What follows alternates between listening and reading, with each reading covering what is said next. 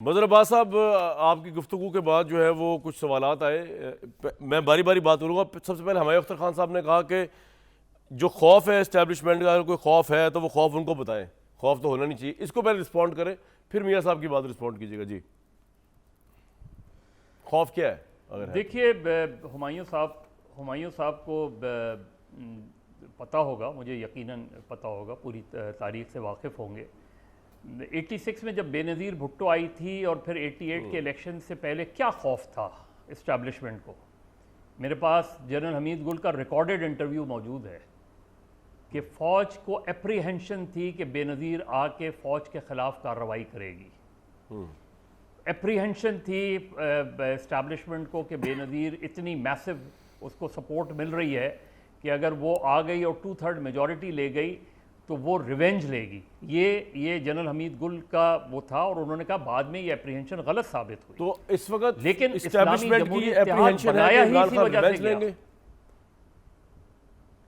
यही एप्रीहेंशन है कि इमरान खान बहुत से ऐसे फैसले कर सकते हैं जिससे जाहिर है एक तनाव में, क्योंकि एक तनाव तो नज़र आता है ना, एक तनाव नज़र आता है। वो हो सकता है कि जनरल बाजवा के ख़िलाफ़ कोर्ट मार्शल का वो कर दें, ऐन मुमकिन है, क्योंकि इस्टेब्लिशमेंट और इमरान खान के दरमियान इतने अरसे में कोई गुफ्तगू नहीं हो रही, कोई ऐसी बातचीत नहीं हो रही। इमरान खान ये जरूर कहते हैं कि मैं चाहता हूं कि एस्टेब्लिशमेंट जो है वो हमें सब बात तो बड़ी सॉलिड की है। मदर साहब मेरे साथ ही रहिएगा।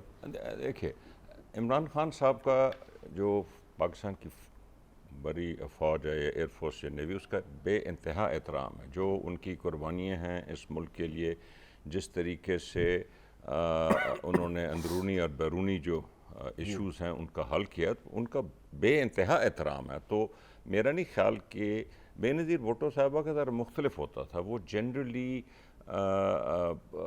ओवरऑल फ़ौज में इतनी पॉजिटिवली एक स्टेज पे नहीं देखी जाती थी। अब पीटीआई को देखा नहीं आता इमरान खान का मुख्तलिफ इशू है। अच्छा, आप कहते हैं इमरान खान एहतराम करते हैं, और मेरी नज़र में ये तो वक्ती तौर पे जो चीज़ें सामने आ जाती हैं, लेकिन ओवरऑल दोनों एक दूसरे का एहतराम करते हैं। चलें, ये अगर ऐसी बात तो बड़ी अच्छी बात होगी। मियाँ जावेद लतीफ़ साहब की बात में मदर साहब क्विकली कमेंट करते, फिर मैंने मियाँ साहब के पास जाना है।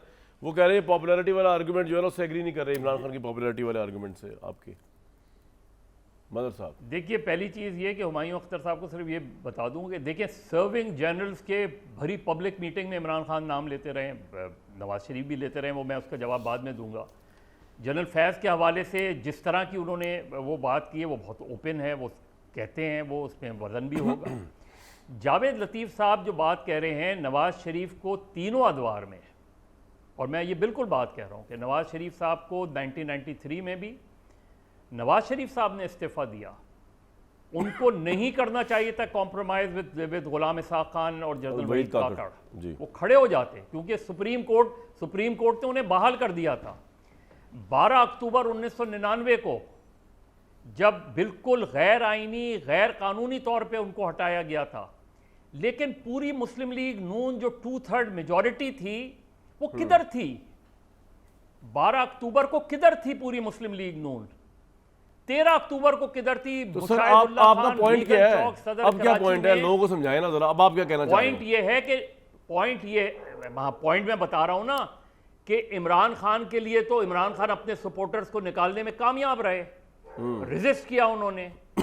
मुस्लिम लीग नून के जो वर्कर्स और सपोर्टर्स वो किधर हैं? कहाँ है मियाँ जावेद लतीफ़ साहब? हिसाब दो। इसलिए कि नवाज शरीफ साहब खुद बाहर चले गए। हाँ जी, जब आप खुद बाहर चले जाते हैं तो आप एक डिमोरलाइजेशन ले आते हैं। बिल्कुल, और अभी भी बाहर गए हुए